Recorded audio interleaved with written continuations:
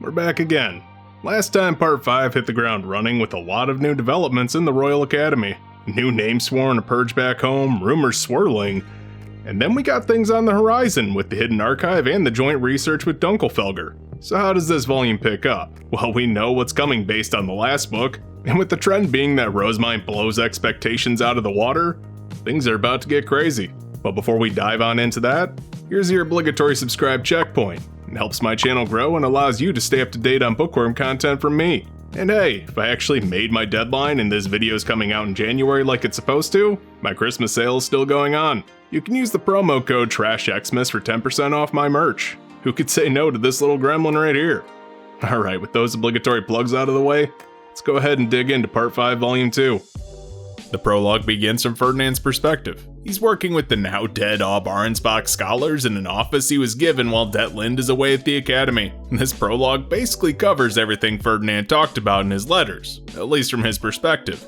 All while he gets told what an Adelgisa princess is by the scholars since they assume he doesn't know. Why is he handling all this? The assumption is that Det Lind needs to prioritize dying the Foundation, so he'll have to handle all the administrative work. However, in reality, the scholars recognize she's an absolute tool and would rather work with Ferdinand. Hell, her father didn't even bother educating her because he was so focused on Letizia. But this does mean that Letizia's education is being neglected somewhat, since Ferdinand's too focused on actually running Arensbach. As snow starts to fall in Arensbach, notably much later than Ehrenfest, they take a break and we learn some differences in their duchy's cultures. We know snow comes pretty early in Ehrenfest, and socializing is done non-stop during winter to gather information, while the knights prepare for the Lord of Winter hunt. We've been pretty familiar with this process for like 3 parts now, but how does an Arensbach winter go? Since they're so far south, socializing is a much more leisure activity. They don't typically go outside until the afternoon, when it's a bit warmer. The children aren't just dumped in a playroom, they actually attend social gatherings. Why can they be so lax? Well, since it's warmer for longer, there's not such a rush. Also, there isn't a Lord of Winter in Arensbach. The fanbooks elaborate that there's actually 2 Lord of Winters on either side of the country. Ehrenfest is one of the unlucky duchies saddled with this job due to it appearing there. Coincidentally, Dunkelfelger has a Lord of Summer to contend with, and since Arensbach is so far south, the summers there are pretty unbearable, leading to the nobles there to stay inside during the summer months to avoid the heat. That aside, Ferdinand broaches the subject of those there working for Det Lind when she comes of age. And they're not super thrilled about it. She's not educated for the job, and shows little desire to learn the actual work of being an archduchess. So the scholars spend some time lamenting their situation, assuming that her lack of interest benefits them somewhat, since that should make the handover to Letizia that much easier. Ferdinand stays quiet here, since he can't really criticize his soon-to-be wife as an outsider, but he does note that while her political skills might be lacking, her thirst for power is definitely there. The topic then shifts to Georgine, who's been disturbingly absent since Ferdinand arrived. She retired to a villa to mourn, which is absolutely an excuse. Ferdinand's group knows that. We're again reintroduced to just how much influence she has over old work stock. But just then, a scholar arrives to deliver Rosemine's letters. Sergius looks over the letters while the scholars look over Raimund's improved tool, which earns some impressed looks. Frau Larm's missing reports are brought up, and no one's really received word about them at all. They're pretty important, so they wouldn't have come while Ferdinand was out. That's pretty weird. I'll have to ask her about that. But after the scholars and Sergius go through all the letters aloud, Ferdinand tells him to take them to his chambers, so he can get back to work. Ferdinand wouldn't dare touch those letters in front of people, otherwise it would reveal their little ink trick. And that night, after it's just Eckhart on duty, Ferdinand pens his reply. We saw what he wrote last book, but here's where we get his full thoughts. The main one is obviously on the archive. He doesn't want Rosemine going inside because she's most likely the closest person to obtaining the Grutricite in the entire country, and the underground archive has a lot of information on it. He recalls what the king told him when he ordered him to go to Arensbach, that even without a Grutricite, it's his job to keep peace in the country, no matter how fragile it might be. So after weighing his options, he chooses to have Rosemine inform the royal family, in hopes this whole mess can come to a close with the royals visiting the archive and seeing for themselves, and leaving Rosemine the fuck out of it. This prologue packs a ton of information and flavor, from how Arensbach is run, their views on their own political situation, but also hints about things to come. We know Frau Larm hates Rosemine, and right now that seems pretty unjustified, but answers are coming. For now though, understand that she is for sure funneling those reports to Georgine first and foremost. Is she bad at her job? Yes. But she is playing her role to Georgine's expectations. And lastly, there's Ferdinand's knowledge on the Underground Archive, as we'll be calling it from now on because that's its name. Said knowledge is pretty much unquestioned at this point in the story. Not because he has it, but he's Ferdinand. Of course he's gonna have it. We know already that he's visited before and pretty much assume that's the end of it. But I would like you to remember that last volume, he was researching the 20 mysteries of the Academy.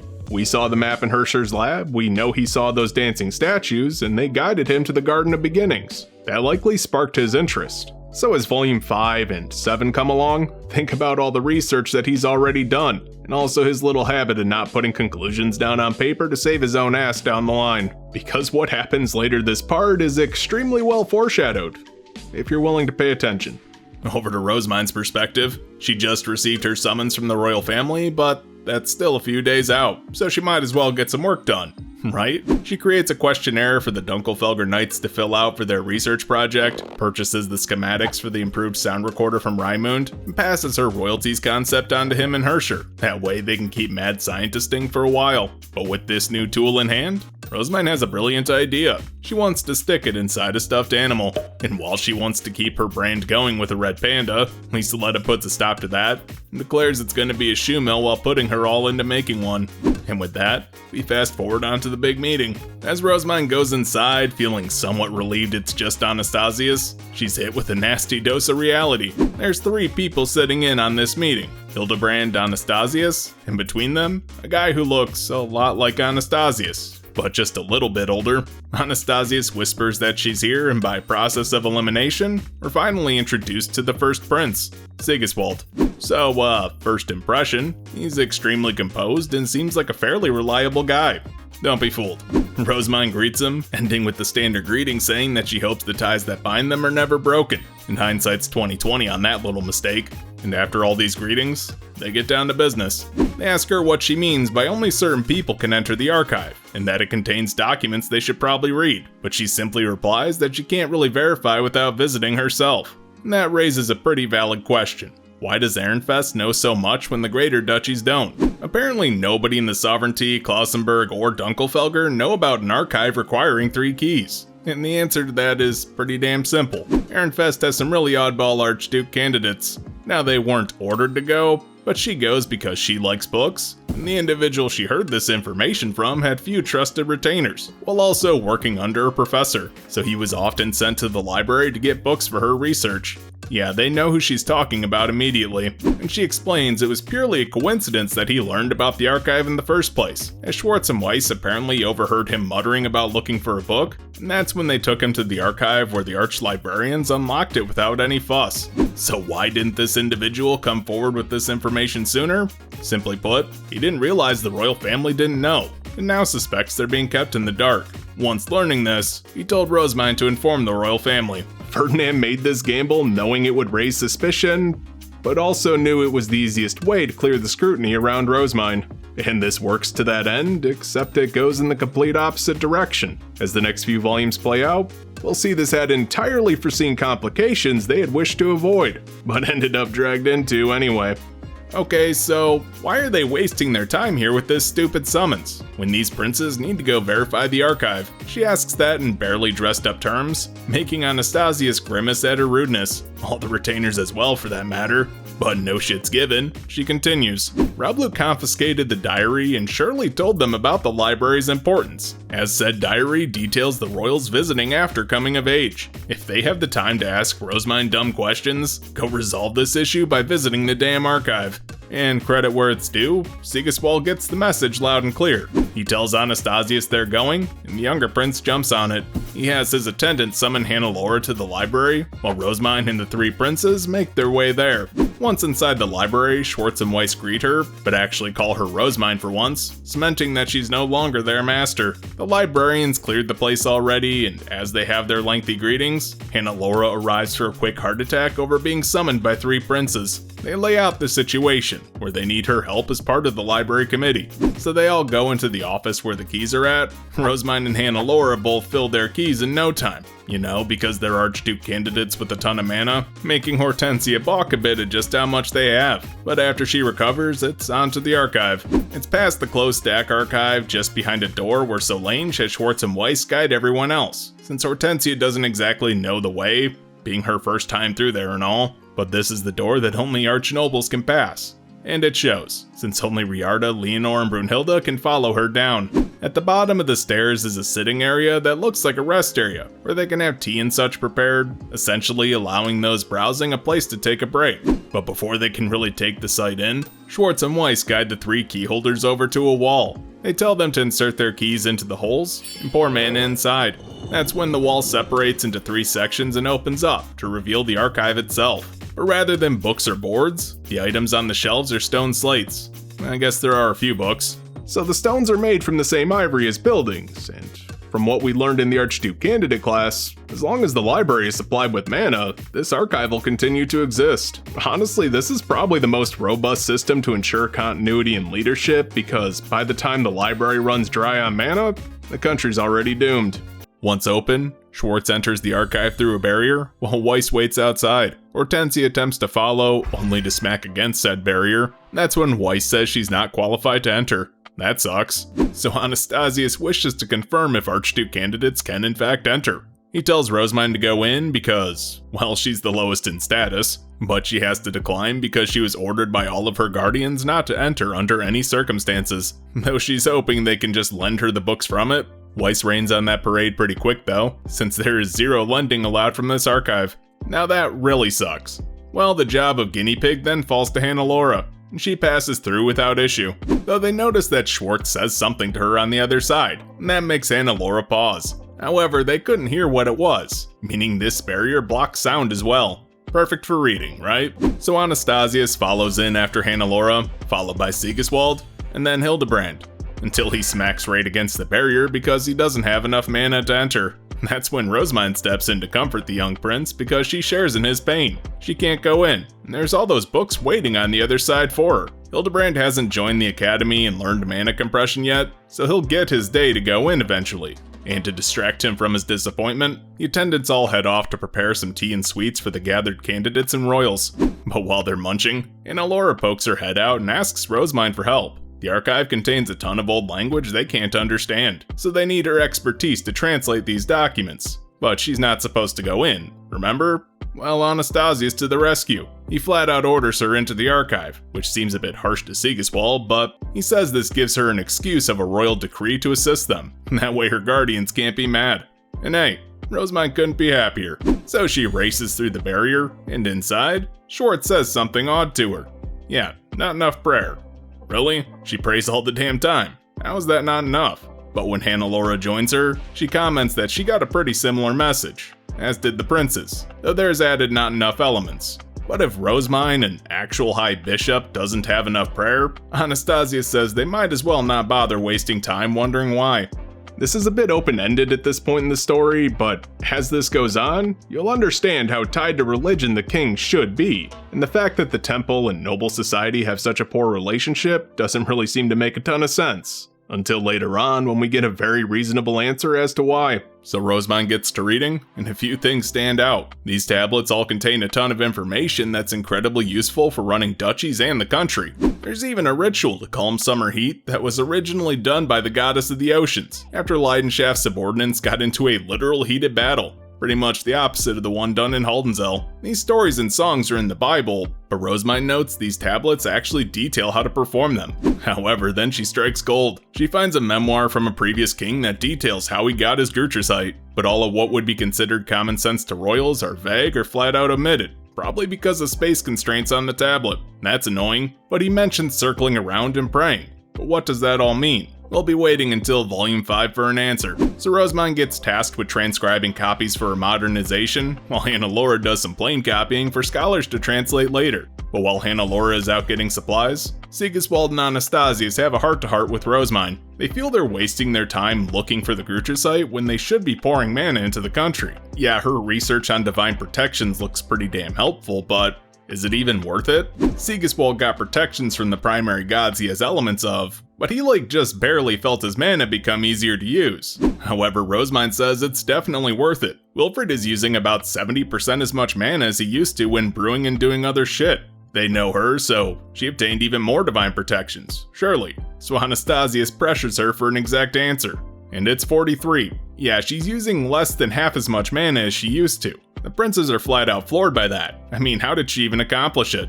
So she scribbles down the mana replenishment prayer they say in Ehrenfest while supplying the foundation.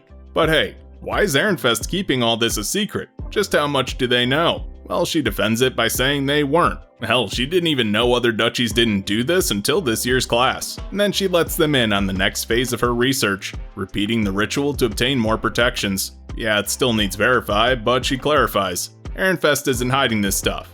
I mean, Ferdinand is, but she omits that. When Hannelore gets back, they transcribe some more, and Rosemind finds some things of interest. There's a ceremony for presenting the Grutrusite, where the High Bishop wears the Goddess of Light's crown because contracts fall under her domain. And then she finds the spells for making all the divine instruments listed, not just the weapons. But by that point, it's closing time, so they have to call it there. Rosemind wants to come back and looks to schedule a time, but the princes tell her there's no plans.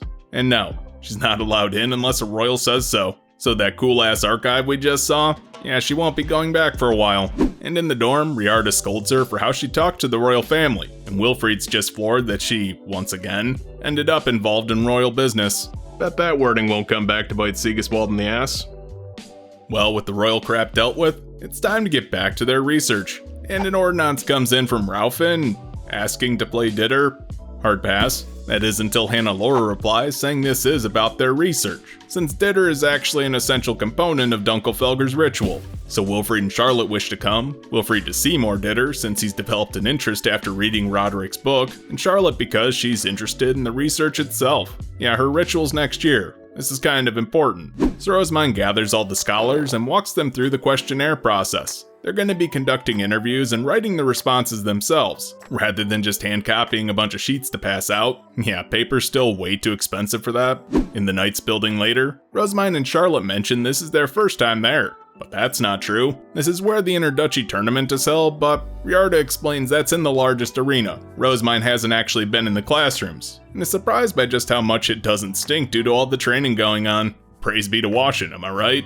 So when it's time, Rosemind explains the process, and Raufin actually took this pretty seriously. He gathered a ton of knights from other duchies as well. So while the scholars handle the questions, she chats about the ritual portion. Raufin's excited to play some treasure-stealing Ditter again, but Rosemind turns them down quick on that. And this ritual works for speed Ditter too, so they don't have to play the treasure-stealing variety. But that's a disappointment, considering just how high on a Ditter story he is. Yeah, even Raufin caught her little bookworm bug. So they move on to compiling the answers where Dunkelfelger wants to join. So they decide to make this joint research actually joint, rather than Rosemind shouldering pretty much everything. Sounds great.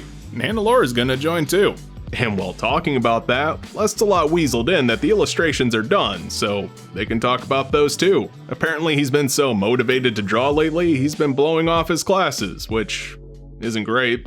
And enough of that, it's time for everybody's favorite, Ditter. The other duchies are kicked out since this is joint research and they can't have everybody watching that.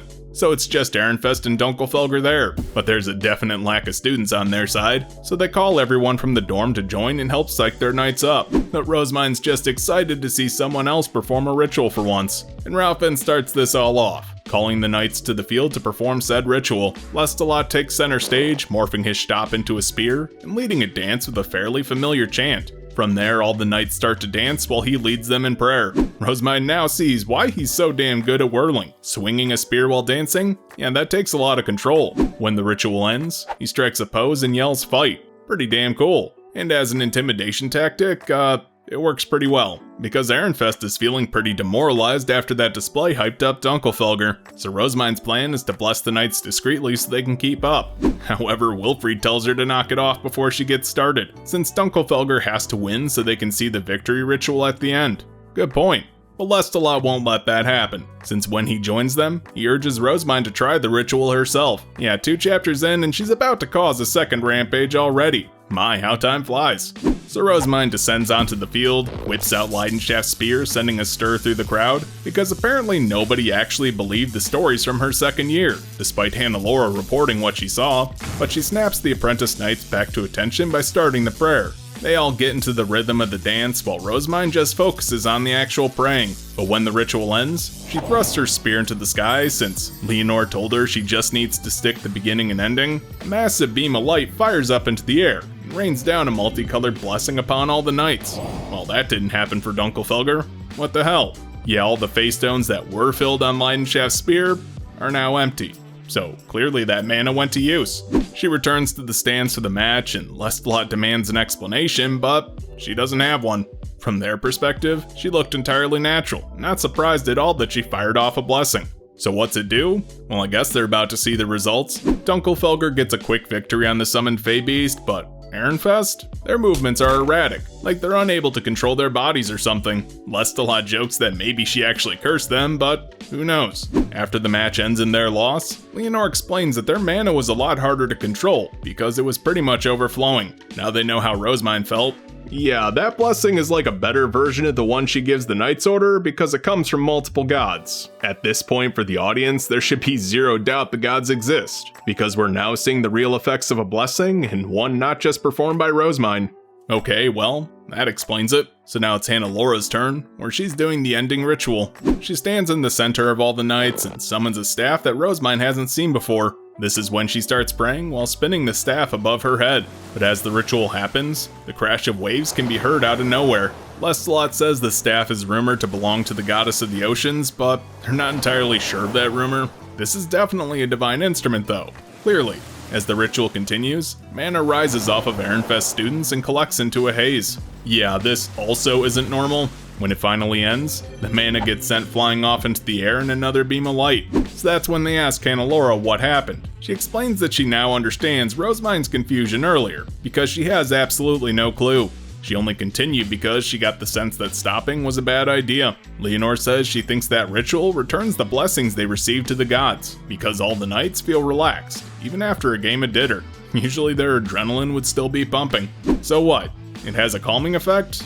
Wait, didn't we just hear a story similar to this last chapter, also involving the goddess of the oceans? So Lestalot summarizes that this was indeed a productive use of their time with all these discoveries, but he does want to know, when is Ehrenfest gonna do their ritual? Yeah, apparently he's caught the religion bug too, because he's pretty interested. Well, he still has classes, and she hasn't really decided which ritual, so she says it'll wait until after his classes are done. That way they can schedule their tea party for the illustrations as well. As for the whole data analysis phase, Hannelore will swing by with Dunkelfelger scholars the next day to help organize it. And hey, Clarissa's pretty stoked about that, so cool. In fact, she's gonna write a letter to Heartmood explaining all the cool shit she just saw. That'll give them something to talk about later. Lestalot won't be the only one to catch that fervor by the time the book ends, because we're seeing that whole Saint of Ehrenfest thing is spreading. Though after Hannelore's display, she's more like the Saint of Dunkelfelger. Am I right? I'm not. That's an observation stolen from the book. I could repackage this crap and people who don't buy them wouldn't even know. If you have somehow not bought these yet, please do. There's more gems like that in it. Back in the dorm, Rosemine leaves the massive report to Charlotte and Wilfried because she has other things to worry about with Dunkelfelger coming over tomorrow, but she'll give a report on their research the day after. She's not getting out of it entirely. As her knights help out with the scholar work, Lorenz is thrown for a bit of a loop, but Matthias seems pretty cool with it. They'll have to pick up this stuff too. But Rosemine's not going to be doing the tallying like she hopes to. Rather, her attendants get her to focus on gathering intelligence only an Archduke candidate can. Like how Hannelore could speak such an ancient prayer so fluently. And the next day goes fairly smooth. Dunkelfelger comes, and her scholars explain the process while she hosts Hannelore. Clarissa gets pretty pumped up so she doesn't lose to Felina in scholar work, so as they chat a bit about Clarissa's love life and Rosemine's guards doing scholar work, she finally broaches the subject of the ritual. Lestalot said the staff that Hannelore used belongs to the goddess of the oceans, and Rosemine wants to hear more about it. Well, Hannelore can't really say since it's merely said to be her staff, but Rosemine clearly heard the sound of waves crashing, so it must be her divine instrument, right? Well, the thing is, Hannelore didn't recognize that sound, and Dunkelfelger lacks an ocean, so she has no clue why her family would preserve such a tradition. So I would like to point out that Dunkelfelger has a country gate, and from what we know, oceans are not naturally occurring in Jürgenschmidt. every duchy that has an ocean is receding because their country gate is closed.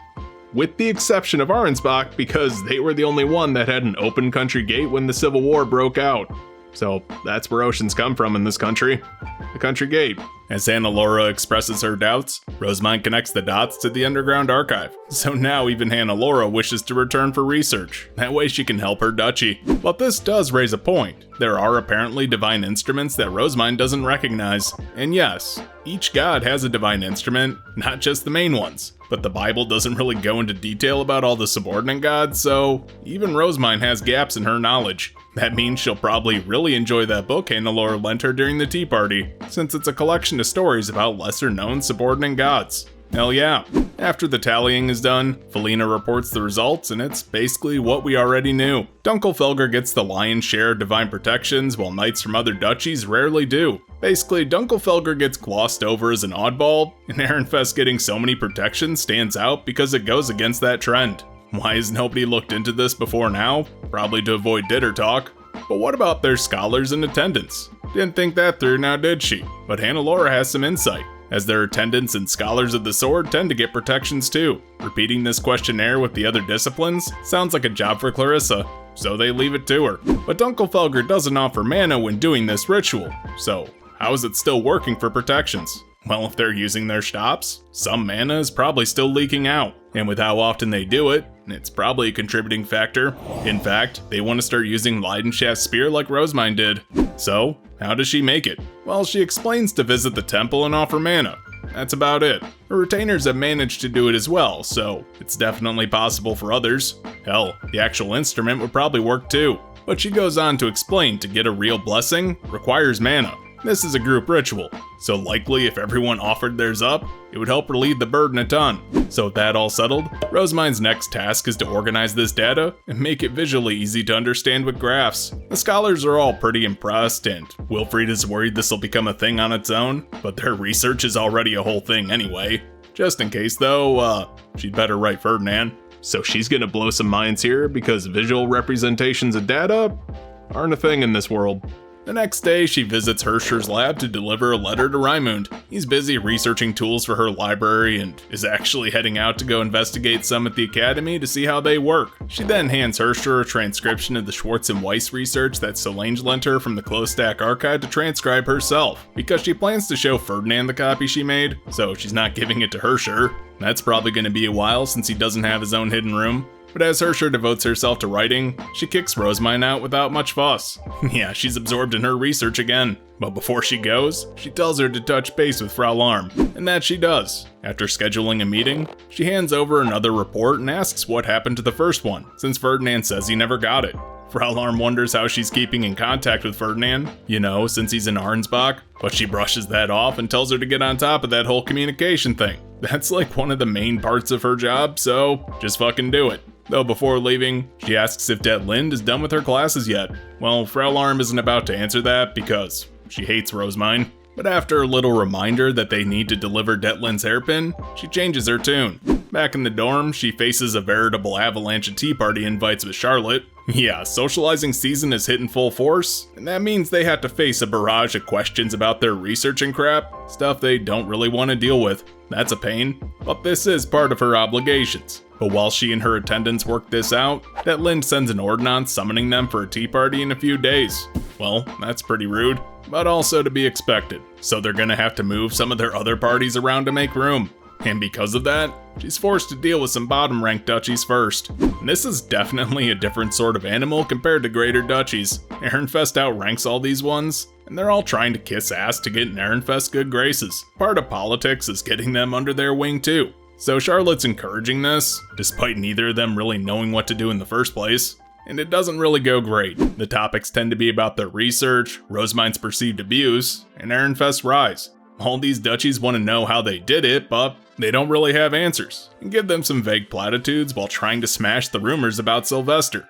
By the end, she's not pleased, and neither are any of her retainers, but Gresha even illuminates it more, saying that them stressing her sainthood was actually belittling her, trying to reinforce that temple connection, and Gresha isn't pleased. They're all taking her way too lightly, and assume that Rosemine's naive. They may even try to kidnap her, who knows, which puts Leonore on guard. We haven't really heard much from Gresha until this point in the story, but here's our first hints of the type of attendant she'll be. Imagine somebody as skilled as Lieseletta, but as proactive as Cornelius. That's a good approximation of her skills.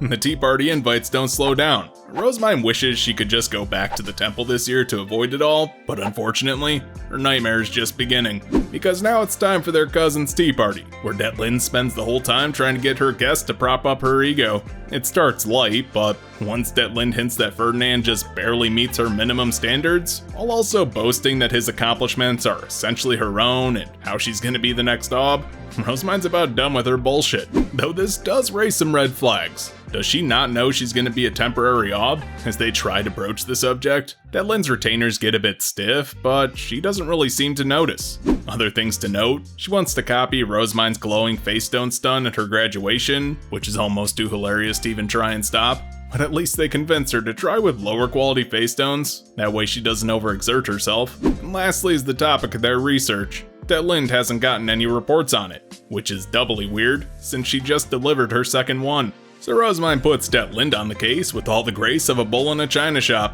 and that basically wraps up their tea party. Back in the dorm, they're all dead tired. They had worried that Detlin would ask about Ironfest Purge, but she didn't even bring up their duchy. Wilfried gets a bug up his ass because Rosemine's cold towards Detlin. She only cares that Ferdinand's okay and not being treated poorly, while Wilfried cares because he sympathizes with Detlin's situation, since he was in a similar one himself. But Charlotte steps in before things get too heated, and that's kinda that. After some tea to calm down, they chat and come to the conclusion that Detlin's ignorance is part of Georgine's plan, and is pretty much a pain in the ass. This scene with Detlin really lulls you into a false sense of security with her. She's somebody you kinda feel bad for and really hope she doesn't get in over her head. And that lasts for about 2 books. Her stupidity is almost tragic, but unlike with Wilfried, there is no redemption here. Fuck Detlin. And the tea parties just don't stop. Now she's meeting with middle and bottom ranking duchies, without Charlotte this time, so they can gauge what they say when the other isn't around. There's 2 main players. First is Lou Arati talking about romance and love stories from Ironfest. We already know she's a fan from last volume, but she's hoping to get her fix in real time by asking about Rosemine and Wilfried's romance. Yeah, that's a dry well, but he did give her that hair stick, right? That thing's amazing. Well, she goes into her whole TED talk about it and tries to prop Sylvester up in the process. But that just makes people mention that she was sent to the temple again. The other girls don't really buy it and even trash talk the temple somewhat, despite Rosemine saying they all visit and help with ceremonies. But Emmerdink steps in to sideline this whole topic for research. Yeah, clearly they're being leeches, so Rosemine finally snaps. She's done faking a smile and decides to give these people what they want, a chance to get involved in their research. They're doing a ritual, so these people won't even have to go to the temple they hate so much. All they have to do is ask for Dunkelfelger's permission, and suddenly they're all thrilled for the prospect. And as that wraps up, she makes a mental note to ask the royal family for permission as well. Just to be clear, she's sacrificing these poor souls to sate Dunkelfelger's Ditterlust, while getting revenge for them talking shit about her family. On top of that, she's gonna turn it into a boon for this country by improving the temple's perception and also getting in the royal family's good graces. Rosemine might not always think things through, but she's damn good at politics and plots. Like teacher, like student, right? In the dorm, Riarda lays into her for not talking to her retainers about her schemes again. This pretty much came out of left field and threw them into a panic. But she explains that she was tired of hearing her family get bashed, and this is just some petty revenge.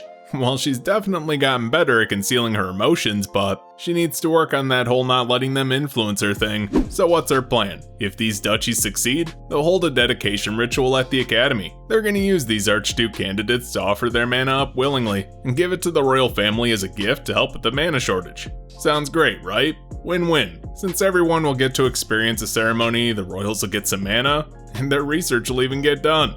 Hell yeah. So to tie this up neatly, she sends off some letters, one informing Dunkelfelger of their boon, and to not let anyone join who doesn't play them in Ditter, and then a second over to Hildebrand asking to use the farthest hall. A response comes back from Anastasius though, summoning her to his villa the next day for an explanation. Though when she arrives, Hannelore is there too. Anastasius has Rosemine go first and she lays out what she wants to do, but he's now annoyed that they both keep causing him problems. Wait, what did Hannelore do?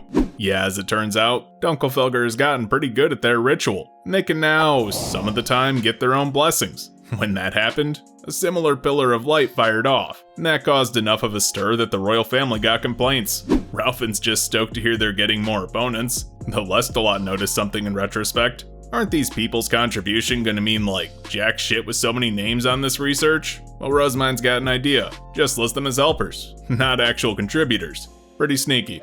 As for her request, turns out Anastasius can't really grant it in full. The Sovereign Temple are the ones who manage the altar. They can open the farthest hall, sure, so as long as they don't touch the shrine, it should all be fine. But how are they going to retrieve the chalices then? Well, they could just gather the mana in the big chalice and then use face stones to absorb it.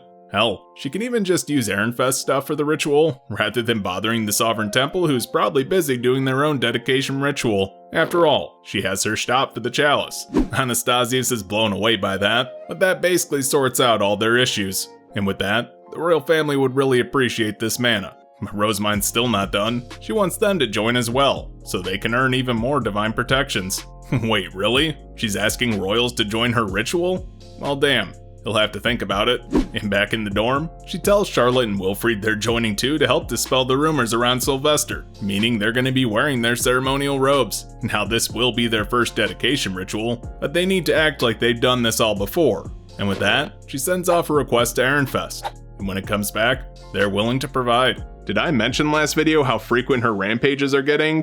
Because it's not just the frequency, it's also the intensity. The royal family thought Ferdinand was pulling Rosemine's strings, but in actuality, it was her leash. So back in the dorm, she gets to work. They can't really do this ritual until Lestalot finishes his classes, and Ehrenfest has their own dedication ritual. But she tells Dunkelfelger to only allow archnobles and candidates to participate, since lower status nobles will struggle. And while they accept, Dunkelfelger isn't exactly pleased that Ehrenfest weaseled into Speed Ditter for their match, and is making all these middle and lesser duchies play treasure stealing by teaming up. Good luck to them. Some news on the Druanchal research. Apparently Charlotte and Wilfried's scholars aren't impressing Gundolf, as their ideas just aren't interesting. The paper they provided was actually improved by Druanchal, so this looks like a bust and their research is probably going to be stolen. But as it turns out, effing paper does have a use. Music can be written on it, and when you run a face stone over it, it actually plays the song. So Rosemine muses about making a device to automate that process. I mean, the scholars can actually use that idea if they want. That might win Gundolf over.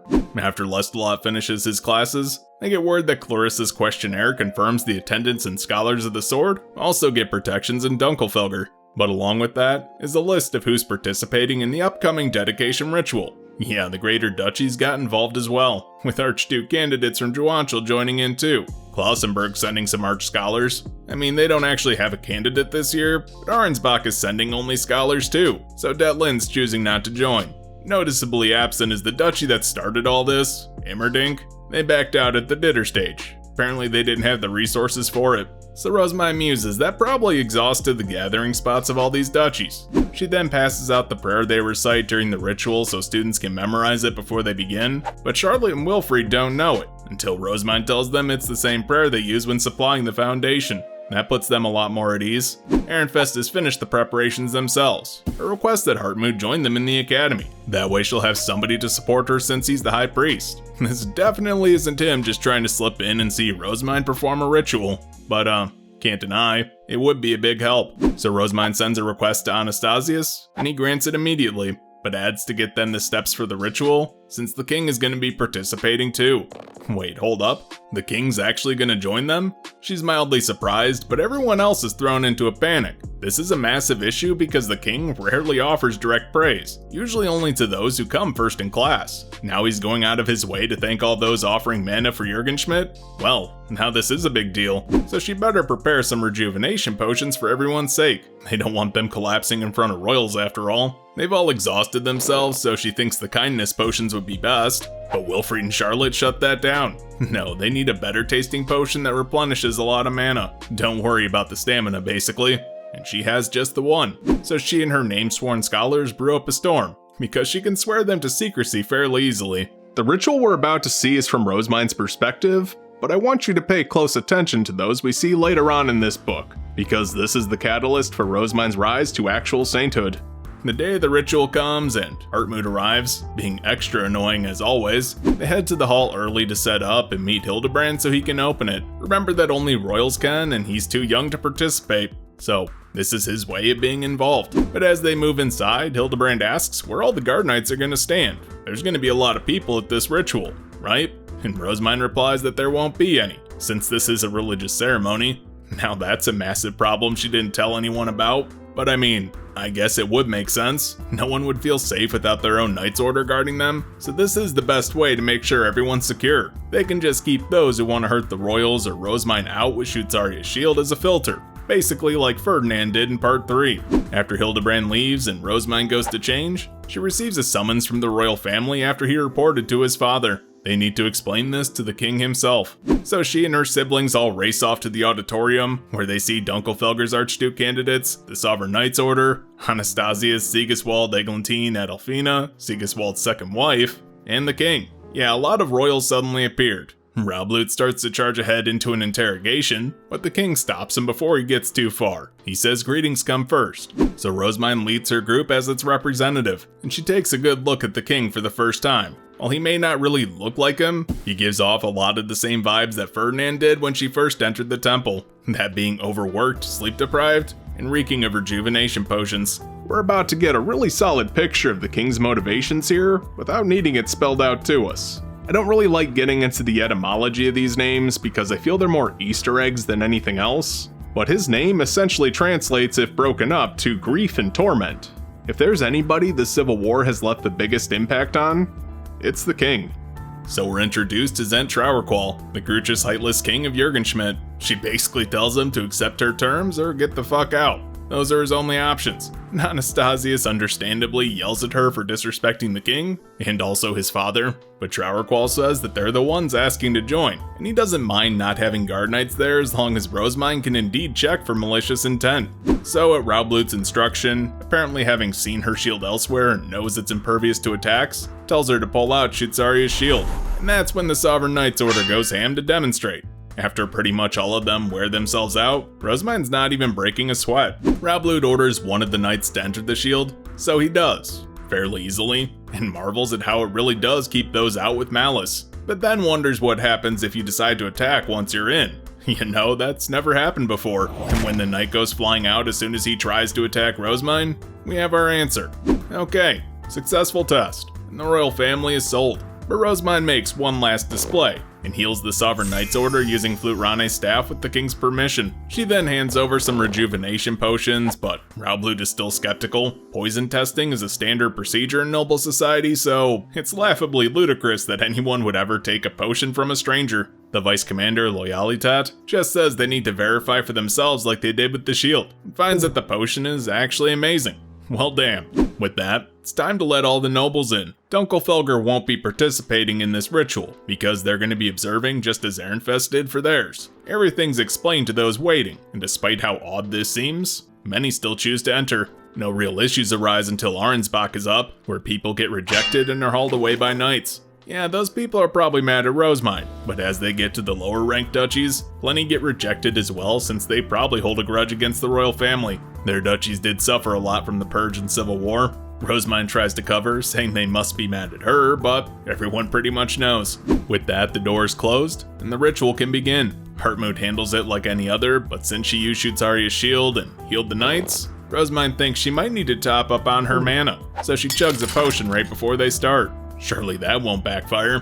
When Hartmut announces her entering, she takes her spot at the front of the line and creates Geduld's chalice with the spell she learned in the archive. There's so many people there, they're actually in this massive fan shape organized by rank, so the royal family is directly behind her, but as she places it, everyone kneels to begin the ritual. She starts the prayer, and as their voices sync, there's a palpable sense of unity in the air. As the mana flows into the chalice, there's a massive pillar of red light that fires up into the air, much like it did during the Ditter ritual. The king is surprised, but she merely explains this happens with rituals in the Royal Academy. She isn't really sure why this doesn't happen back home. So things go pretty smoothly other than that, until Charlotte cries out to stop. Wait, already? She was just getting going. But good thing she did, because while the Archduke candidates can handle it, the Archnobles are all collapsing due to them not being used to offering mana. So I don't know if you've picked up on it, but there is a sense from the more ignorant Archnobles that there's not really that big of a difference between them and Archduke candidates. Yeah, Archduke candidates tend to have more mana, but they view themselves like roughly in status, just maybe like a little bit below. They assume they're essentially arch nobles with just a little bit more status and mana, which isn't necessarily wrong, but this little ritual here suddenly made a lot of arch nobles realize just how rough it is being an archduke candidate. So now it's time to offer the rejuvenation potions, except she has to drink one herself. There is a bit of a problem with that. She doesn't really need one because she took one earlier. Great. Jarqual at least assists by drinking one as well, and that kind of eases everyone's fears, so people actually accept the potions. But now that she's drinking it, Rosemine's mana is going nuts. She tries to compress it as much as possible, but she just can't keep up. Anastasius and Sigiswald are filling face stones in her chalice, so she can't even blow off mana with healing like she did before. What the hell is she gonna do? Charlotte comes up to ask if she's well because her charms are starting to glow again. Last time that happened, it caused an incident, so it's pretty obvious what's gonna happen. Rosemine does what she always does here, and thinks about all the insane crap that Ferdinand's done in the past. She should probably stop using him as an example. It only leads to more problems. He's manifested multiple stops to create more than one weapon before, so surely she can do that, right? And as she focuses on it, suddenly there's a breakthrough. A stop appears in her hand despite hers still being transformed into a chalice. Damn good timing too. So she addresses everyone, saying that she wishes to heal them to relieve their exhaustion. Flurane's staff makes another appearance, so she can do a huge healing and blow off some excess mana, just in time to avoid another blessing bomb. But as everyone looks on stunned, Hannelore mumbles Mestianora's name suddenly, which Clarissa agrees to wholeheartedly. We get some deep lore on the goddess of wisdom here. Greater duchies with longer histories know this story, but it's not in the Bible. Turns out she's the daughter of the god of life and goddess of earth. But when Awigalib went crazy and froze his bay, Mestianora fled before he could catch her. The supreme gods then gave her golden eyes and hair as dark as the night sky so she could hide, while becoming a subordinate god to shoot Zarya to keep her safe. She has the best protection after all, and here's a pretty interesting tidbit. She's the only god permitted to use all the divine instruments. Did those characteristics sound like somebody you know? A book and a half into part 5, and we're finally getting the answer to the namesake of this part. Who is Rosemine an avatar of? The answer is Mestianora, the goddess she admires most, and also happens to resemble. The more astute readers might notice, these are all characteristics that have been ascribed to mine since book 1. That shows a much deeper connection to the Bible than even a one-off comment. So after the princess secure the face stones, the king gives his thanks to all the students there. This is going to help Jurgenschmidt a ton during its mana shortage, and Rosemine decides to give a preview of their research here and now, by telling the people gathered there that they discovered that prayers help get divine protections. The Archduke candidates can pray during mana replenishment, and even brewing charms and such to certain gods actually helps. You also need to pray to them too, I guess. Orwin speaks up saying he's already done his ceremony, so this doesn't really help him. But the king suddenly drops a bombshell. He's gonna allow all the students there to do their ritual again after graduation to confirm this research. Now everyone's pumped. Once things settle down and most of the nobles clear out, Anastasius noticed that Rosemine made 2 divine instruments, and of course asks for an explanation. But she doesn't have one. She simply mimicked something she's seen Ferdinand do. And that's usually only taught in the Knights course. She didn't know the process of how Knights do it. She just took inspiration and it happened to work. What can she say? Besides, Rosemine says she wanted to heal the king. That seems weird, but she explains that he's clearly pushing himself for the country and not living a healthy lifestyle. Oh great, she found another person to worry about. That never ends well, especially since she's been told to avoid these people since before starting the Royal Academy.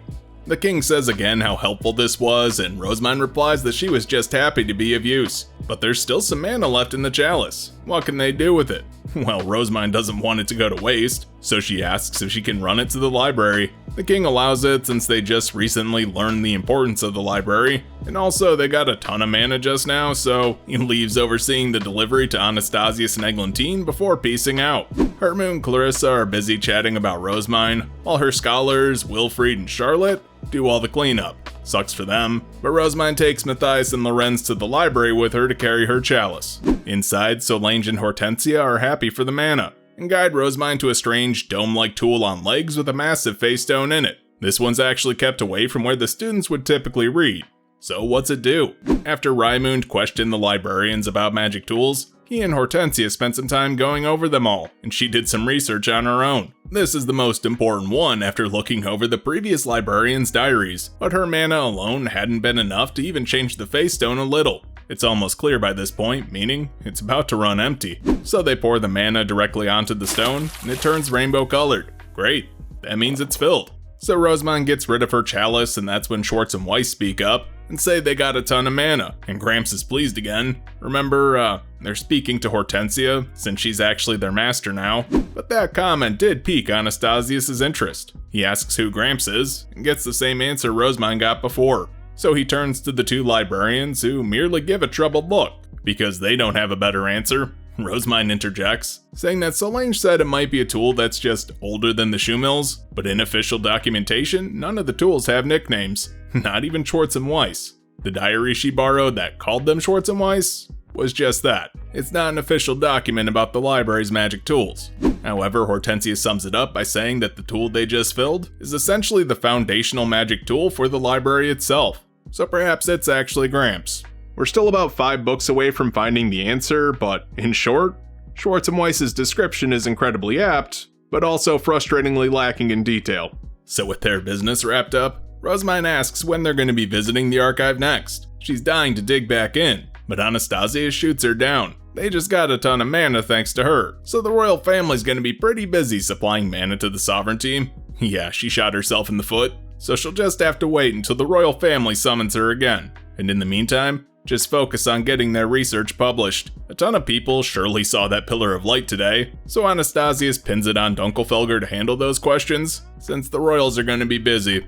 After that, they head back to the auditorium to find that the cleanup is basically done. Though Hartmut and Clarissa are still in the passionate discussion about Rosamond, they'll have to call it there. But Clarissa begs Hartmut not to go because she wants to chat more. Hannah Laura's head attendant, Cordula, speaks up and says she'll become a Wegalebe after losing Iverman if she doesn't stop. Wait, who the hell is that? We'll find out more in a few chapters. For now, know that Clarissa immediately snapped back to her senses and stood behind Hannah Laura. Back in the dorm, after shooing Hartmut back to Ehrenfest to give an in-person report, Rosamond gets changed and eats with her siblings. Wilfried informs her that Lestalot requested a tea party in her absence. That way they can figure out how they're going to present this research, while also doing the handover for the illustrations. That sounds fantastic, but Wilfried is misunderstanding something kind of important. He wants a completed book with the illustrations as soon as possible, but these are simply going to be negotiations. Money's not going to be handed over that day, and they'll probably have to report back to Ehrenfest to see who's even going to pay for it. Will it be out of the printing budget for mass production? Or is Rosamond going to pay to make a few copies to hand over to Dunkelfelger? Yeah, he didn't realize it was so complicated because Rosamond just typically handles this stuff. Why that's important will come up later, because it shows Wilfried's ignorance on something that he should be pretty well informed on. And after that night, she's in bed with a fever with the day's events finally catching up to her. She did overexert herself, and this also foreshadows what happens when she takes too many potions. Ferdinand and Hartmut made damn sure that didn't happen, and Riarda's also in charge of that too, but she wasn't there. But while in bed, money does arrive for the illustrations, and it seems to be from her own personal funds. The idea is that if they're high enough quality, the scholars will simply just purchase them from Rosamond. That saves some steps. And hey, just to reinforce Wilfried's inadequacy and ignorance, while Rosamond was sick, he and Charlotte were invited to Gundalf's lab for the research. Turns out Juanchel is charging into this whole divine protections business full force, by making charms for everyone in the dorm dedicated to the gods. The difference between a greater duchy and a middle seems to be initiative, because Ortwin led his students pretty damn quick. Wilfried feels like he's falling behind despite them knowing this information for a while now. He never thought to lead the students in making charms to get protections. So I want to point out, this chapter was hitting Wilfried pretty hard with his failings. And with what's about to come, it may feel a bit forced. But this foreshadowing isn't just in this chapter. Wilfried's been a lackluster Archduke candidate since before his baptism. It's only because of his grades he actually feels accomplished. At Dunkelfelger's tea party, things move pretty smoothly. Lestalot immediately busts out the illustrations, but that seems a little early. However, it's what's on his mind, so he's not backing down. Wilfried is blown away, and to be fair, they're exceedingly good. But one issue does come up. Their stencil printing method means they'll need to be modified to actually be printed. Is Lestalot going to be okay with that? Well, not really, but between Wilfried's impassioned pleas and Rosamond laying it out logically, he's left with something to mull over. Essentially, he isn't selling them on the spot. And while Wilfried is very vocal about his disappointment, he has to accept it too. With that out of the way, they can finally move on to the research.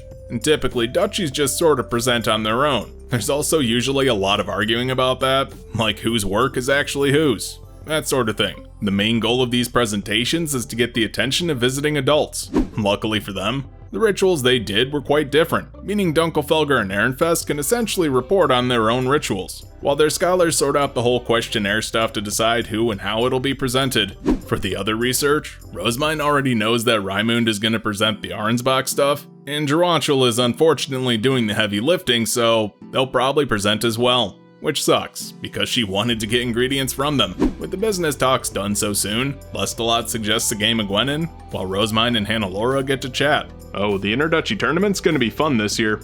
So while the two men head off to play better fantasy chess, Hannelore and Rosemine start chatting. They can't really get away from rituals and divine instruments at this point, and Hannelore mentions that at a tea party for upper-ranked duchies, they talked non-stop about the ceremony Rosemine did. It deeply impacted the students by making them feel like they were part of something greater. Neat. She goes on to detail how the others saw the ritual, and Rosemine looked absolutely divine as she created one instrument after another, then handing out powerful rejuvenation potions, and performing a ceremony no one had seen before. Basically, she looked like an actual saint. Well, I guess good thing they didn't notice she was having a panic attack on the inside. So Hannelore asks how she made so many different divine instruments, because people in her duchy are already trying to make Leidenschaft's spear and Flute Rane's staff. I thought we covered this already, but Rosemine flips the question this time, and asks how she learned to create Verfuramir's staff. Well, she learned by touching her parents' stops when they had it transformed, and channeling her own mana into it. Sound familiar? Hannelore takes that to mean show Rosemine hers first, and whips out a girthy, you know what? No, I ain't even gonna play it like that, despite Rosemine interpreting it that way next year. So Hannelore makes her staff and gives Rosemine the go-ahead to touch and channel her mana into it. When she does, it causes a magic circle to rise, with Hannelore shrieking slightly, because their mana just rebounded. Hannelore apologizes since she didn't think she would actually feel it, but when families do this sort of thing, because that's how she learned from her parents, we already know it's not as bad, because they have similar mana. However, Rosemine gets it. She's felt someone's mana go into her before, and it wasn't pleasant. That happened during the Trombe hunt in part 2.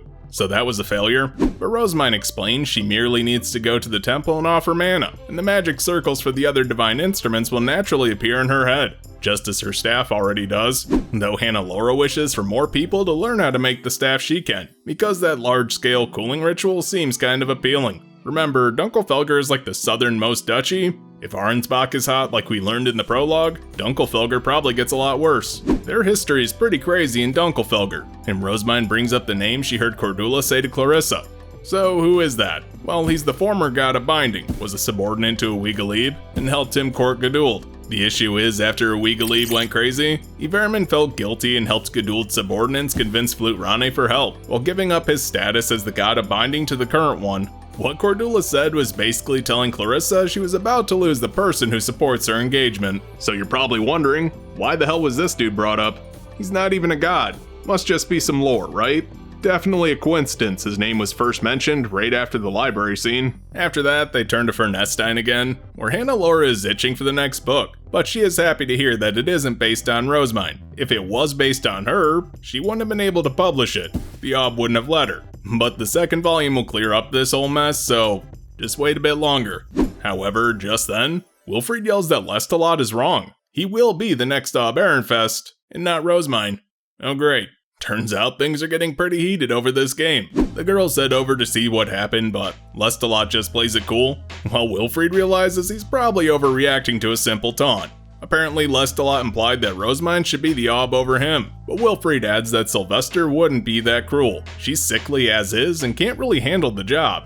But as they're thinking things are getting smoothed over, Lestalot decides to double down, asking if Wilfried will be Ob instead of Rosemine despite his competence. Shots fired. Rosemine backs Wilfried up, saying it's pretty obvious a healthy male with plentiful mana would be Ob over her, and Lestalot continues to not back down. Has Rosemine really resigned herself to be just a first wife, despite her exceptional qualities? So I am really reaching into the past here, but if you recall all the way back when Archduke candidate succession was first introduced, they said a woman would need to be an exceptionally skilled candidate over a man to get the job. Why is that? This is due to the number of issues raising children in this world introduces, as we've gone over many times now. And to an outside observer, Rosemine is that exceptionally skilled candidate. She outshines Wilfried in every aspect. And credit where it's due, with how much she's matured over the past year, she's well on her way to being the superior Archduke candidate. Rosemine clarifies she's not resigning herself here, she just wants to be the Archduke's first wife and, more importantly, curate a library. Well, that sounds good to Lestalot. She can do all that in Dunkelfelger. Hell yeah. It takes a moment for everyone to process, and the first to speak up is actually Hannelore, who's understandably shocked by this development. But Lestalot silences her and continues. He didn't misspeak. He's proposing to Rosemine. Her engagement to Wilfried is just approved of by the king, not actually ordered by him, and because of that, it merely takes the ob canceling the engagement. He then goes on to list her qualities that would make her an excellent first wife of a greater duchy. But Rosemine's just at a loss. She doesn't really know a ton about romance in this world, doubly so for noble romances, so she's not entirely sure if stuff like this is appropriate. But when he says that Dunkelfelger has a ton of old books and documents for her to read, she's suddenly fighting really hard to not give in. Lestalot notices and presses the attack. Dunkelfelger has the money, resources, and flexibility to adapt to her, as we've already seen with how quick they are to take to religious ceremonies. But when he says she'll find better personnel than in a backwater like Ehrenfest, yeah, that basically kills the mood. Nobody trash talks the Gutenbergs to her face. Now she gives them a very firm and hard pass, which makes Lestalot wonder where exactly he went wrong. Oh well, this was merely a courtesy. He'll take her by force if he has to. And that's when Wilfried finally speaks up. Hit with the reality of how mediocre he is, he acknowledges that Ehrenfest lacks in more areas than it excels. And here's the mindset that Ehrenfest has continued to adopt until now, that has made the distinction between them and their rank so noticeable. Wilfried, and everyone in Ehrenfest for that matter, has thought about how to contain her rampages rather than put them to use. I mean, let's give him credit, Sylvester has come the closest. But even then, he tries to keep her outbursts under control. Wilfried thought that he was on even footing with greater duchies, but between Ortwind and Lestalot this year, he's realizing his honor student status doesn't really mean shit when leading other nobles. So does Rosemine still want to stay? Yeah, she does. Ehrenfest is her home, more so than Wilfried even knows.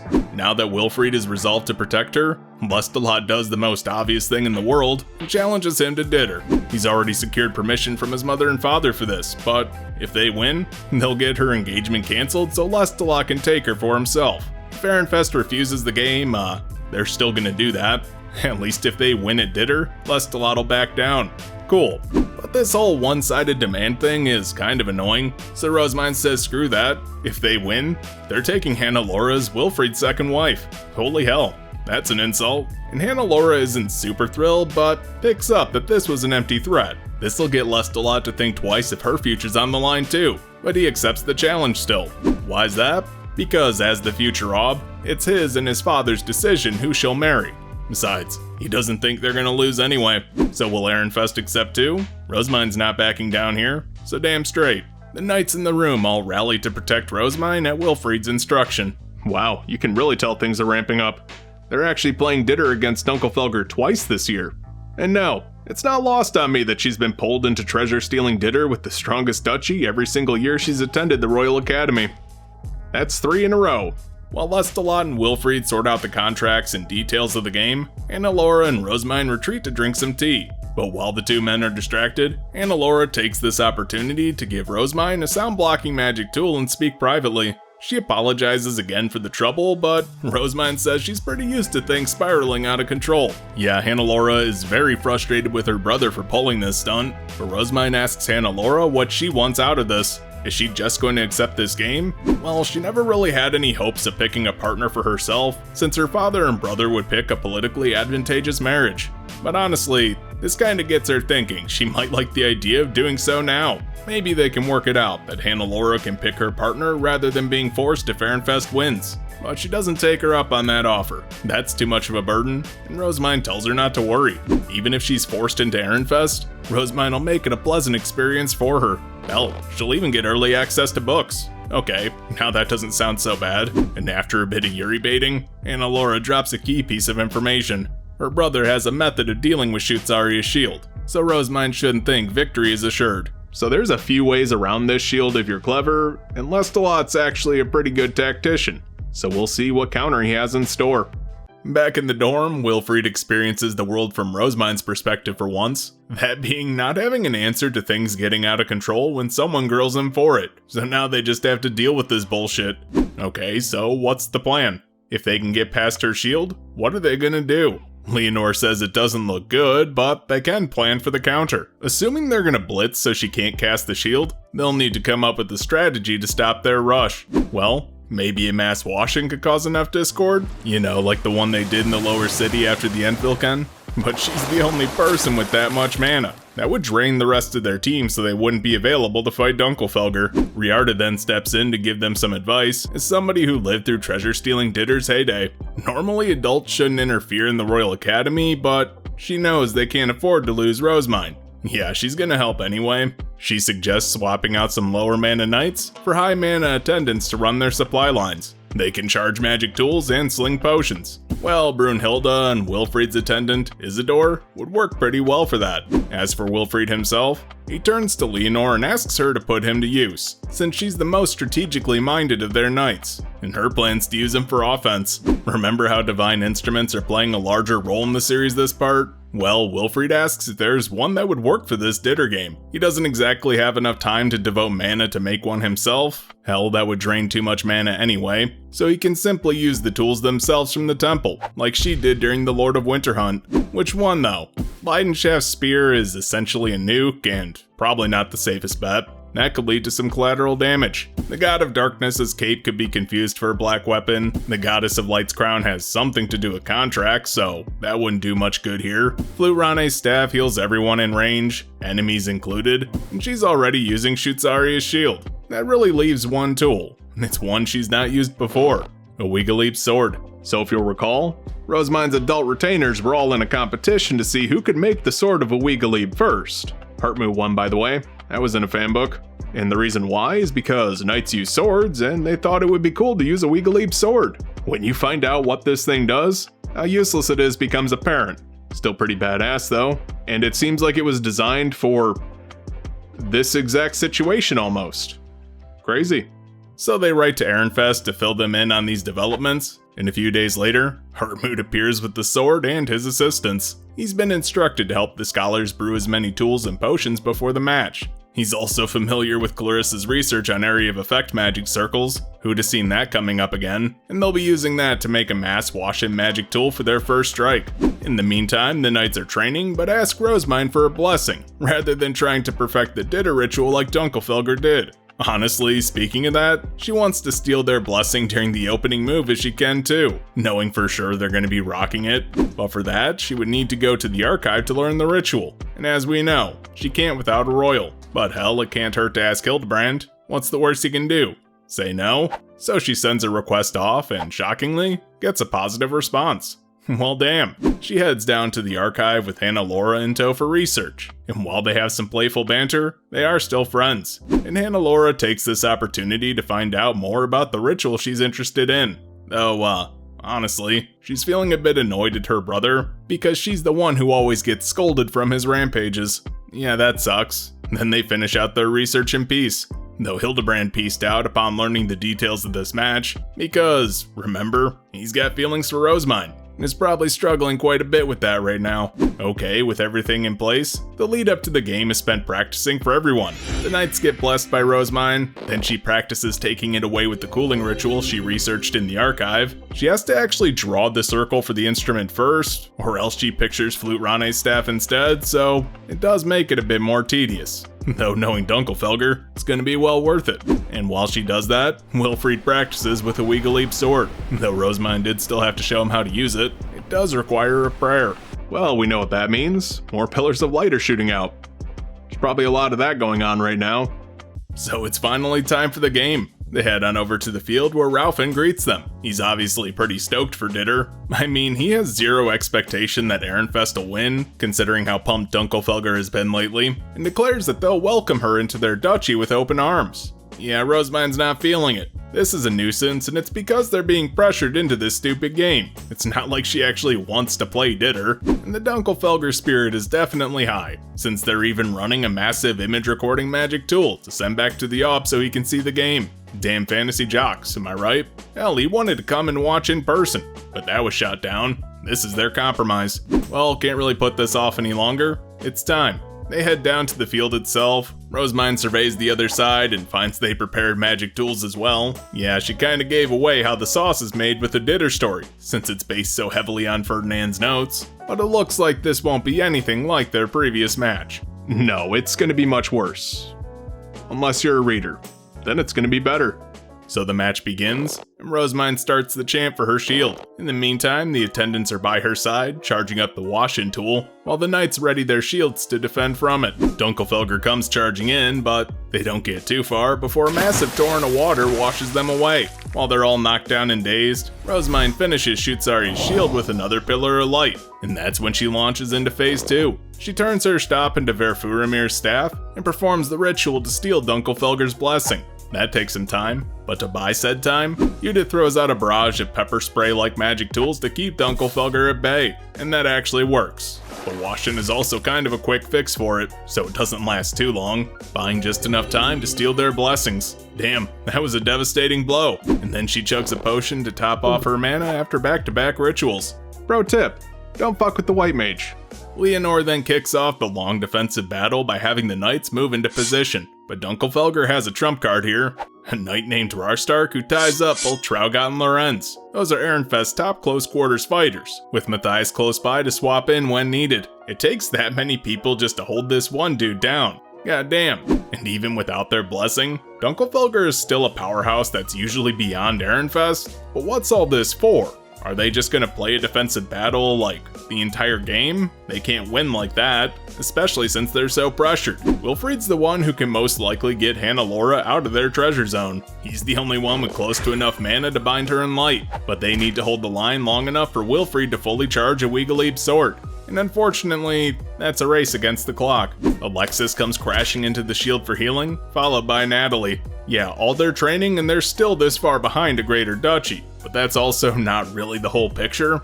Dunkelfelger has mostly Arch Knights, while Ehrenfest is relying mostly on Med Knights. It's a mana and status gap. Their lines are crumbling already, and Lorenz yells at Traugot to return to base for healing, but he refuses. Not because he's not listening again, but because he knows that if he did, it would mean that Rarstark would get to run free. Yeah, it took him 9 books, but our boy has grown. As things are starting to look bleak, Wilfried says he's ready, and asks if now is a good time. Rosemine gives him the go-ahead, and that's when all the knights swarm to protect him, while Judith peppers Dunkelfelger's base with some massive explosive magic tools. Wilfried says a prayer to the god of life, the only one we've seen to him exclusively in this series to this point, and it actually kicks up a blizzard around him. The sword glows with a white light, and as he finishes the prayer, he swings the sword, and out shoot 20 or so Lord of Winter subordinate Phoebes. You know, the ones the Med Knights had to fight during the Lord of Winter hunt that makes it take literal days to kill? Yeah, a bunch of those. This scene actually gives me chills, because it drips with the duality of the god of life. On top of that, it's a really tense moment in the story, because when you use a Wigalieb's sword, it actually weakens Shutsari's shield. That makes sense from a lore standpoint too, because a Wigalieb's rise hails winter, which ends fall. So, again, not a great thing to transform your Stab into on a regular basis. With those Phoebes charging Dunkelfelger, Ehrenfest Knights return for healing inside Rosemine's shield. But once she's done some of that healing and their mana is recovered, Judith makes another play of the game by bombing Dunkelfelger's supply line so they don't have rejuvenation potions anymore. Devastating play. And Lestalot's none too pleased. But the kid games are over. Rarstark charges his sword like Ferdinand and Karstead have done in the past at Lestalot's orders. His target? Shutsari's shield. A frenzy ensues to stop him, but Dunkelfelger fends it off, and then he launches the blast right at Rosemine. The shield deflects it, but it's still pretty damn terrifying. Enough so that Brunhilde faints, and Isidore drops to a whimpering heap. Oh damn. But that's not all. When the smoke clears, Lestalot drops down right through Shutsari's shield. Attached to his arm is a solid black face stone shield. Apparently it's one of the hidden treasures of Dunkelfelger. Yeah, pretty much all mana is gonna get absorbed by that. As he slowly approaches Rosemine, feeling confident, Judith tries to defend her lady only to get flung out of the shield, since attacking Lestalot is still an act of malice. That's when she gets bound by light and restrained. Yeah, now it's just Rosemine and Lestalot. Well, this is quite the predicament she found herself in. And after that blast shoots Arya's shield took, her mana is super low. So, how's she gonna get out of this mess? Alright, looks like she's gonna have to do this herself. She chugs an ultra nasty potion to get her mana and stamina up to the task, but that does mean she's drank too many today. Oh great. Plus it's been so long since she's had to drink one of these, she's no longer used to the taste, and damn near passes out. Lestalot races over, assuming she took poison, but he can't even touch Rosemine without her charms activating. That kinda hurts his feelings, but Rosemine stands up defiantly and says she's not out yet. She tells Wilfried to go secure their victory as she transforms her Stab into Leidenschaft's spear. Now it's just the clumsy little girl against the near-adult man with actual military training. She thrusts her spear and misses, which Lestalot is sorta laughing at. I mean, let's admit, it's pretty funny. And the fact that she's aiming for the shield on his arm and not him is what keeps her inside Shitsari's shield in the first place. But eventually she does land the lucky hit and taps the shield just barely. In an instant, the lightning around the spear vanishes and the face stones on it drain as the shield turns from black to gold before crumbling into dust. Lestalot is dumbstruck that he's seeing his duchy's treasure destroyed before his eyes by Rosemine's mana, and then is promptly flung out of the shield. Great, victory secured, right? Well, no. Her body's not too happy about all the potions she's chugged, and she knows she's getting close to losing consciousness. But just then, something attacks from above. A horde of knights from middle and lesser duchies descend upon Dunkelfelger. They think that whoever wins this gets to keep Rosemine, so they're trying to stop Dunkelfelger and win her for themselves. Pretty gross. And Dunkelfelger isn't exactly a slouch at this. While the chaos ensues, Wilfried returns to the shield with Annalora since all of Dunkelfelger left to go fight.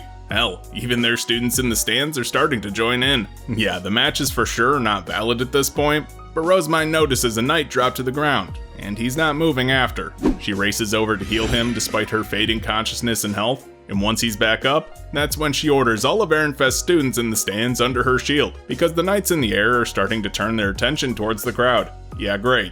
This is a massive shit show. But before it gets too out of hand, Ralphin yells to stop, because he's contacted the royal family. The sovereign knights leading this charge don't have the king's permission to do so. What the hell? Yeah, sure enough, there's like 3 black capes up there. The lesser and middle duchies all scatter before the royals show up, and Dunkelfelger captures the few sovereign knights remaining. And before long, Anastasius arrives at the actual knight's order. Wow, shit just got real. Also kinda surreal to see a sovereign knight attack Ralphin, but also Ralphin isn't a slouch. His job is literally to train knights, so he put that dude in his place. Anastasius wants an explanation, obviously, and calls the Archduke candidates over while dismissing the rest of the students. Rosemine's at her literal limit here and is probably about to puke, so Riarda plans to take her back to the dorm. Then again, there's that whole royal order thing that just happened, right? Well, they ask Anastasius to let Rosemine go back to the dorm and rest, and it just takes a single look for him to grant it. Yeah, he kinda understands, he's gone through this trauma before. In her stead, she has Leonore, Brunhilde, Roderick, and Matthias stay back to answer questions. And once she's back in the dorm, Riarda yells at her for taking too many potions, because Rosemine knows what that does to her. She can't even have any to help her recover now, and is basically just shoved into bed to get some rest. The epilogue picks up from Hannalora's perspective right after Rosemine leaves. Hannalora could tell just how bad her health was, and feels sorry that she got pushed that far, but Lestalot snaps her back to attention. The prince ordered everyone to line up at their duchies, and she alone is still standing with Ehrenfest. She runs over to Lestalot, and can tell the only reason he's not drilling her for an explanation right now is because the prince is standing right there. Wilfried and Rosemine both reassured her that things would be fine and their dinner match would be postponed, but no, Ralphin had yet to call the game, so it was still underway when she left her base. In fact, when the knights attacked, she was still pretty confident. An Archduke candidate with plenty of mana could easily hold her shield against most attacks, but when Wilfried came over, he wasn't there to win the game. He was the first person to genuinely care for her well-being.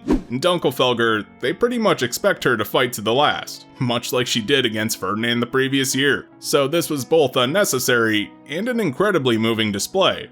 When he extended his hand to her, she took it. Basically, she lost them the game, and is expecting Lestalot to go off on her in the dorm. Back to reality though. Anastasius wants an explanation, but Lestalot is defiant here. Ditter is essentially held in such high regard now in Dunkelfelger, they kinda consider it a holy game dedicated to the gods. The Sovereign Knights Order attacking here is basically a mockery of the game. and he wants to see them punished. Anastasia says they will be, but he's not too pleased about Lestalot's underhanded tactics here. When he requested the field for Ditter, he didn't say anything about 2 Archduke candidates' engagements being on the line. Lestalot fires back that he didn't need to, and hell, Anastasius isn't even supposed to be overseeing the Royal Academy. Prince Hildebrand is. That's not a great idea. Hannelore knows that Prince Hildebrand won't be as easily manipulated as her brother thinks. But after some verbal sparring, Lestalot proves his resourcefulness by worming Dunkelfelger into the questioning for the Sovereign Knights. Fair enough. Anastasius looks to Ehrenfest and asks if they have anything to add, and Wilfried simply replies that they don't. This is pretty much the difference. Ehrenfest fell in line to demonstrate their fealty, and with that, Anastasius leaves them with some harsh words. If Rosemine's engagement is up for grabs again, the royal family will be the ones to take her instead. Wilfried's the one who opened this can of worms in the first place, when he could have just come to them to solve the dispute. Now he's gonna have to defend his engagement from any would-be attackers. It won't always be Ditter. Back in the dorm, Hannelore is cornered immediately, but as they ask her why she left their base, she simply replies that she wanted to go to Ehrenfest. Wow, when the hell did she develop feelings for Wilfried? Yeah, that was Lestalot's miscalculation there. And due to Dunkelfelger's culture, they look at this as her victory, by winning her desired future through whatever means necessary. Did she and Rosemine actually plan this? Cordula teases her a bit, and Hannelore doubts that she's actually in love. But as the conversation ends, Wilfried's hand and the warmth it left in her chest stick out in her mind. She's got that whole childhood crush thing pretty bad, and sucks for her. Yeah, she fell for an idiot. The aftermath of the game is a pretty hot topic for next book, since it did technically decide Hannelore's fate in marrying into Ehrenfest, but it's also not so clear-cut. Negotiations need to take place first, because the last time an Archduke candidate from a greater duchy married into Ehrenfest, things didn't go so great. But before we even go down that rabbit hole, we have side stories to look at. This one has quite a few.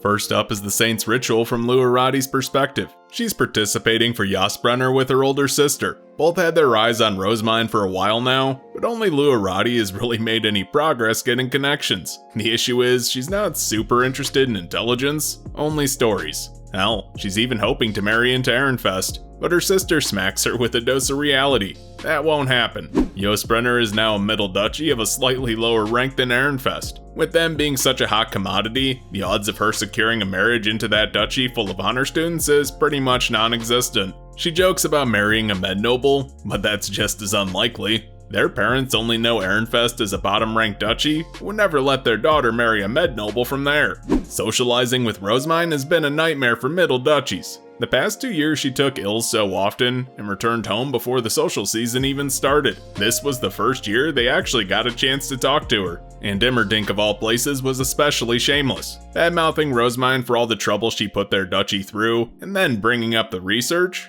Others tried to rein them in, but Rosemine extended that research offer, despite that making her look pretty soft, and, well, here they are. They struggled through Ditter, and Luaradi reached out to Muriella right after they got approval from Dunkelfelger, but then came word they would need even more mana, and to prepare rejuvenation potions, they just got through treasure-stealing Ditter. Yeah, they don't have the leeway for that, but Muriella was adamant that it was worth seeing this ceremony, and after they make it through the huge line of 200-some people, that's when they see just how absurd this is. No guard knights, and the royal family's on the other side. They greet the king, and while there's some mixed feelings that he lacks a Grucher's height, and some might consider him unfit to rule because of that, Luaradi is still moved by his presence.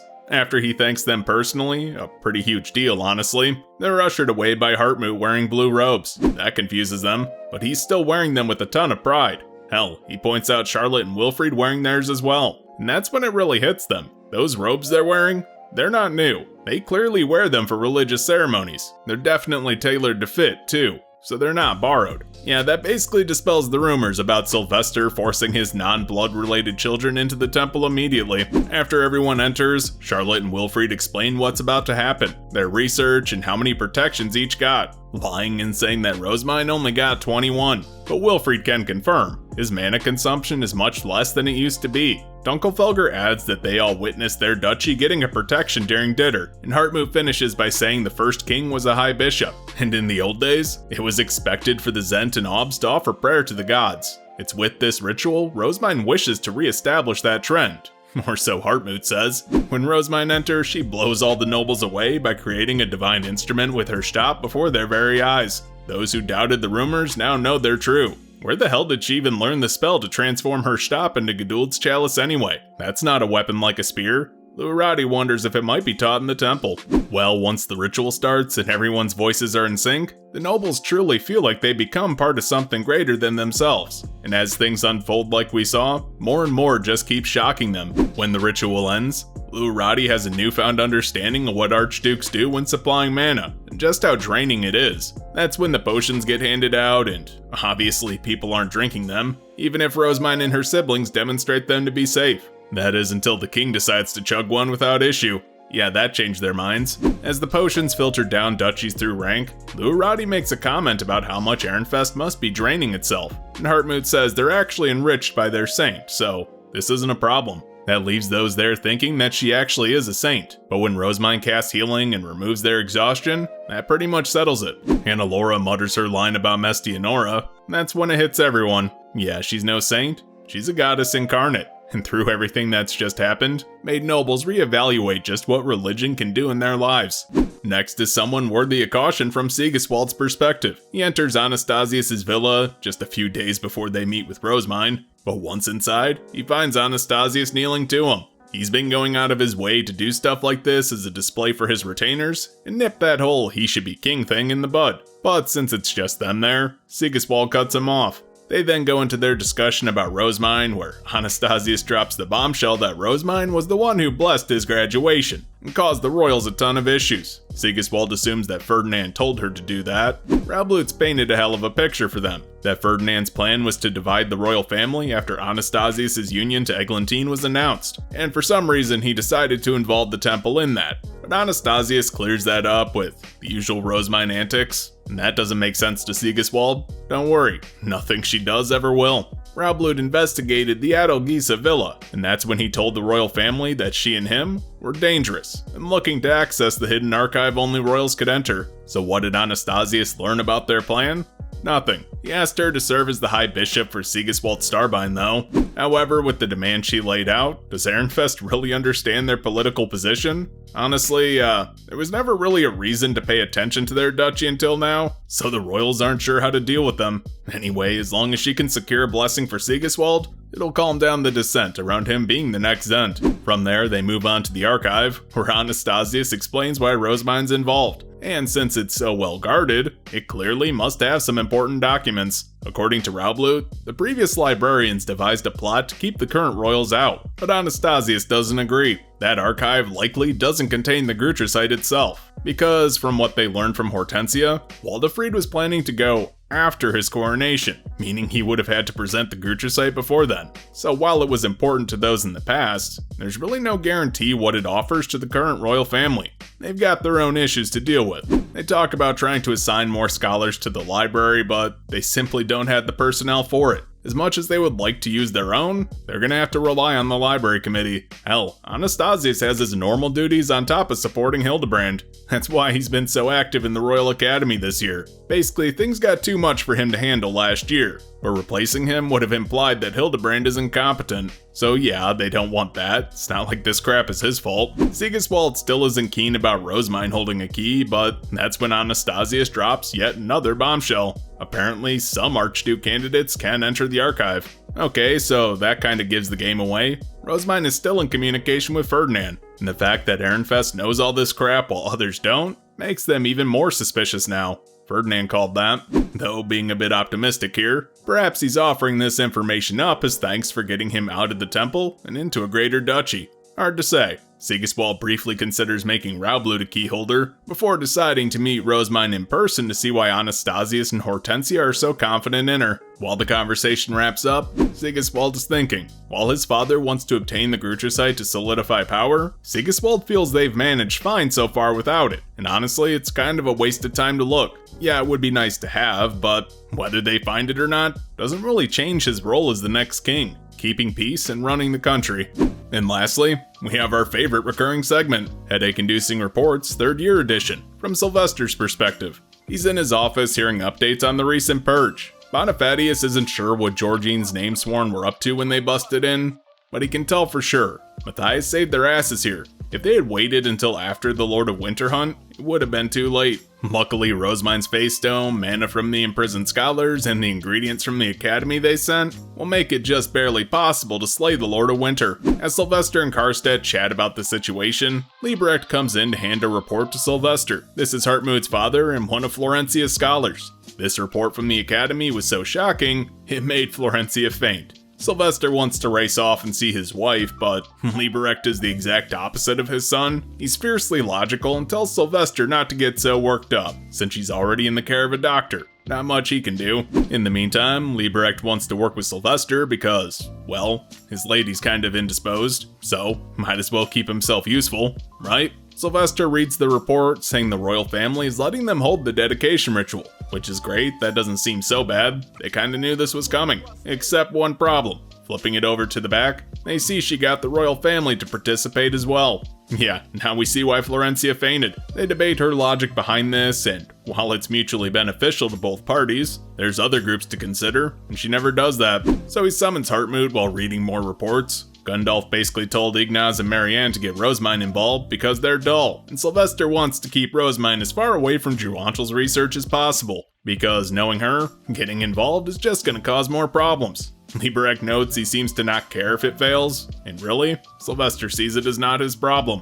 Next he hands over Clarissa's letter for Hartmut, and Sylvester is more confused than anything. Yeah, it's just a ton of gushing about Rosemine. He asks Liebrecht if this is actually from Clarissa, and he confirms it. He explains who she is and that she wishes to marry into Ehrenfest to serve Rosemine. However, the marriage itself is politically advantageous, so he doesn't see an issue with it. Yeah, Liebrecht is basically an unfeeling robot fueled by logic. Just then, the man himself enters and gets his orders. Suddenly, Hartmut is super pleased, and Liebrecht rains on his son's parade. Rosemine didn't summon him to the academy, and he needs to contain his emotions.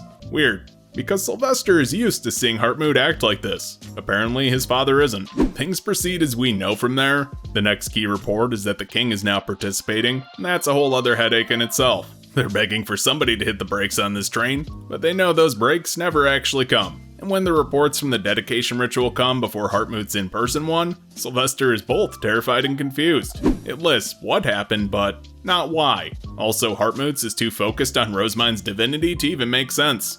Great. So, what the hell is actually happening in the academy? Hell, Hartmut didn't even mention that Rosemine used 2 divine instruments at once. And when they actually see Rosemine's report, it's about her delivering the excess mana to the library. Some things never change, and that being her off in her own little world while everyone else is scared shitless. Liebrecht is optimistic that no other reports will come back before the Interduchy tournament, but he clearly doesn't know Rosemine that well. Wow, we got some really interesting perspectives in these side stories. From how the royal family views Rosemine and Ferdinand, Raublut working in the shadows to hide information from them, and a perspective on Rosemine and religion from a noble outside of the big players in this world. No matter how you dice this, Rosemine's 3rd year in the academy has obliterated any expectations set. And in order to get more info on that, let's go ahead and look at my final thoughts. Last volume established a lot of the craziness we were going to see unfold, and then proceeds to build off it in this volume. A lot was dropped on us because everything is accelerating at an insane pace. No longer is Rosemine constrained by Ferdinand, and the royal family is having her insane values shoved down their throats, whether they like it or not. Lestalot hoped his Ditter game would dissuade that, but there's really no stopping it now. The dedication ritual in the academy proved to all of Jürgenschmidt the immense wealth of mana and knowledge the Saint of Ehrenfest brings, and throughout that political backdrop, we have our clueless gremlin focused on selling books and helping the poor, sickly king get better. The first 4 books of this part are the staging ground for the conflict that's about to unfold, as various political factions come to a head. And we're not even introduced to one of the biggest players yet.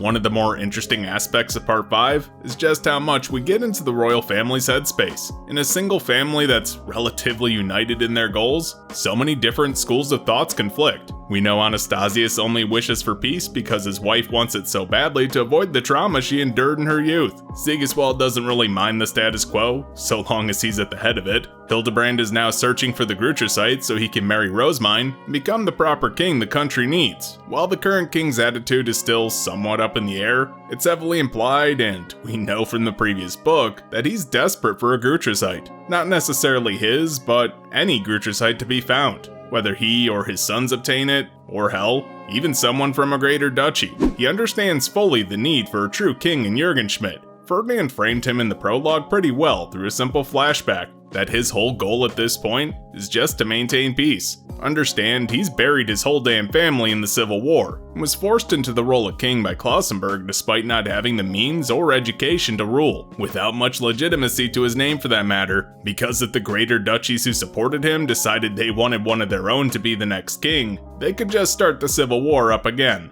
Nothing's really stopping them except the current king placating their demands. But we get more from Rosamund in the academy, a different view. One of a broken man who's struggling so hard to keep the country going by pouring his mana into it. The fact that she compared him to Ferdinand in part 1 and 2 should be a clear indication of just how much he's pushing himself.